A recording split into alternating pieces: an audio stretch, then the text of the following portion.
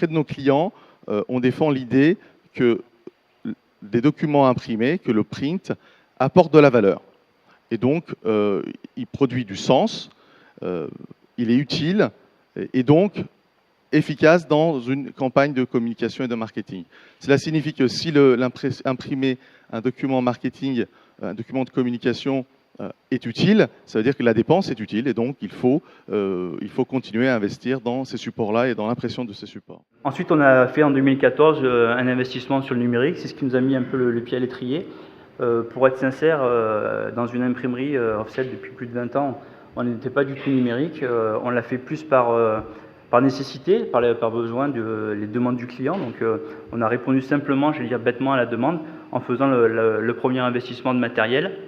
Mais en tout cas, cet investissement nous a permis vraiment de prendre conscience que c'est un marché à part entière avec des spécificités et des opportunités aussi qui sont tout à fait réelles aujourd'hui. Et vous le verrez sur la présentation, mais aujourd'hui, pour moi, l'atelier numérique est au niveau de l'atelier offset en termes de compétences, d'évolution et de disponibilité auprès des clients. On évolue donc sur la dernière année, 2017, c'était une année importante pour l'entreprise.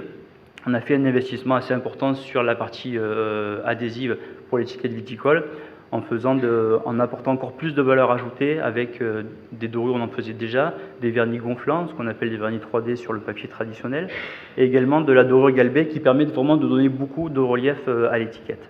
Et donc là, aujourd'hui, on a fait une étude très très simple. C'est qu'avant de mettre la solution Web2Print en place, on avait 70% des PLV qui n'étaient pas mis en rayon. Pour une raison XY. D'abord parce qu'ils en recevaient trop, donc ils les jetaient. Tandis que maintenant, grâce à la solution de Web2Print, on a inversé. Il n'y a plus que 30% des PLV qui ne sont pas mis en magasin. Alors 30% avec une conscience un peu écolo, on se dit c'est dommage, mais il y a toujours une bonne raison. C'est le magasin qui s'est trompé de format, c'est le magasin qui ne référence pas le produit pour lequel il a pris la PLV, etc. Mais aujourd'hui, la tendance s'est réellement inversée, c'est-à-dire qu'on a 70% de tous les supports de com magasin qui sont installés. Il y a 5 choses à faire dans le printing. Il y a travailler avec les marques. De Ruder, là, elle a bien dit, je travaille avec mes clients, j'écoute mes clients, je vois ce qu'ils veulent. Et puis si ce qu'ils veulent nécessite ABC, ben je fais ABC. C'est le client qui a toujours raison. Parce que celui qui paye au bout du bout, c'est toujours la marque. L'imprimeur, vous payez rien. Vous achetez du matériel, du papier, des encres, mais ensuite vous revendez vos trucs. Le vrai qui paye, c'est la marque. L'enjeu de demain, c'est l'enjeu de la créativité. Et d'ailleurs, quand vous étudiez le fonctionnement des entreprises comme Google et Facebook, regardez la place qui est laissée à la créativité. Il va arriver un moment où toute cette technologie qu'on est en train de vivre, cette vague technologie, tout le monde va la voir. Parce que finalement, accéder à la technologie, ce n'est pas quelque chose de compliqué.